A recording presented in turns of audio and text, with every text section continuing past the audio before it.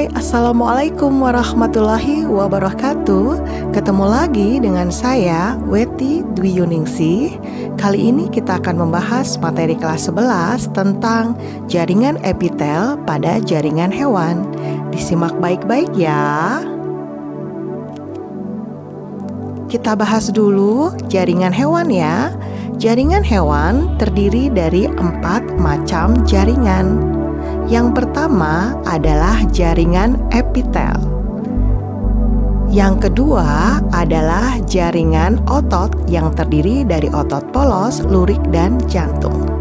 Yang ketiga adalah jaringan penyokong yang terdiri dari jaringan ikat, jaringan darah, dan jaringan tulang.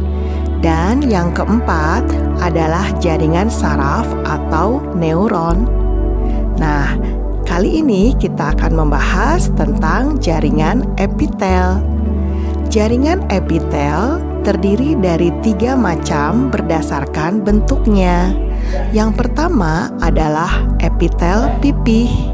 Yang kedua, jaringan epitel kubus atau kuboid. Dan yang ketiga, jaringan epitel silindris atau kolumnar. Kita bahas satu persatu ya.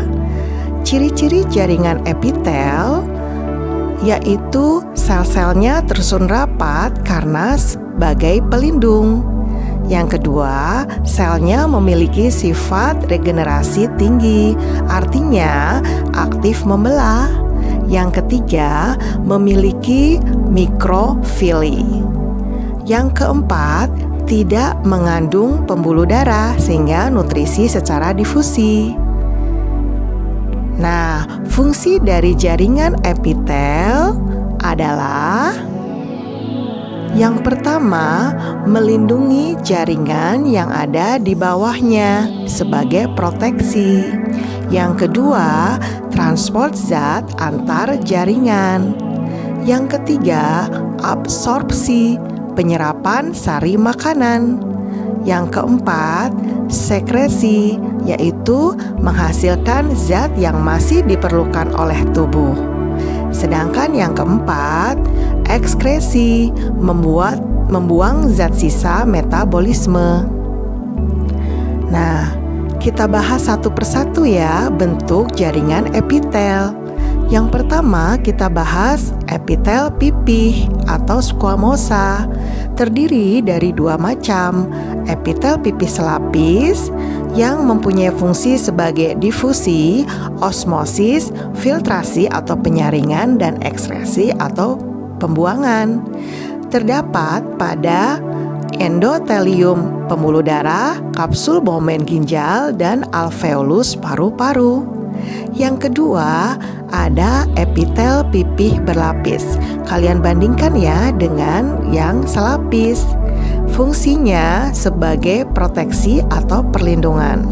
Terdapat pada vagina, esofagus atau kerongkongan, dan kulit. Yang kedua, bentuk epitel kubus. Terdiri dari 2 macam, epitel kubus selapis. Fungsi dari epitel kubus selapis adalah sebagai pelindung atau proteksi, sebagai sekretori, dan absorpsi atau penyerapan.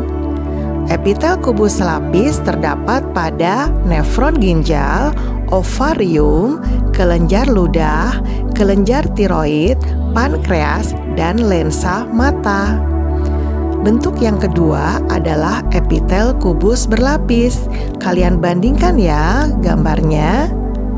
Epitel kubus berlapis mempunyai fungsi sebagai proteksi, absorpsi atau penyerapan, dan sekresi.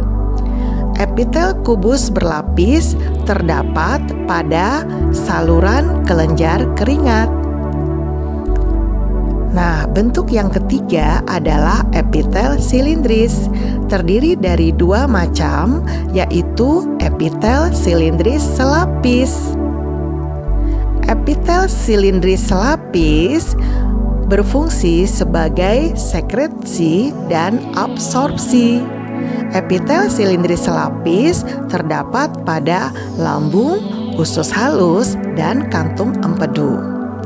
Bentuk yang kedua adalah epitel silindris berlapis.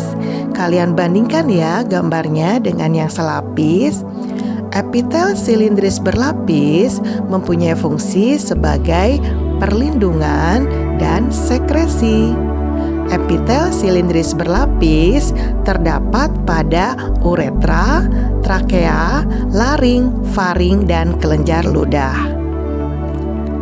Bentuk yang keempat ada epitel transisional, artinya terjadi transisi antara epitel pipih, epitel silindris, dan epitel kubus.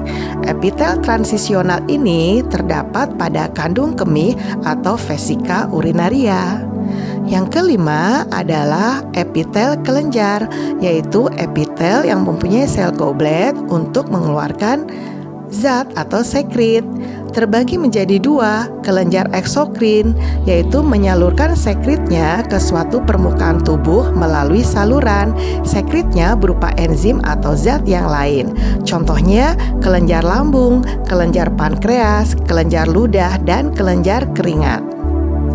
Yang kedua ada kelenjar endokrin yang mengeluarkan sekret langsung ke dalam vasikuler darah atau limfa. Sekretnya berupa hormon, contohnya pada kelenjar hipofisis, kelenjar tiroid yang mengeluarkan hormon tiroksin, kelenjar timus, dan kelenjar adrenal. Nah, demikian tadi penjelasan tentang jaringan epitel pada jaringan hewan. Video selanjutnya kita akan membahas tentang jaringan otot pada jaringan hewan. Jangan lupa ya, like dan subscribe ya. Terima kasih. Wassalamualaikum warahmatullahi wabarakatuh.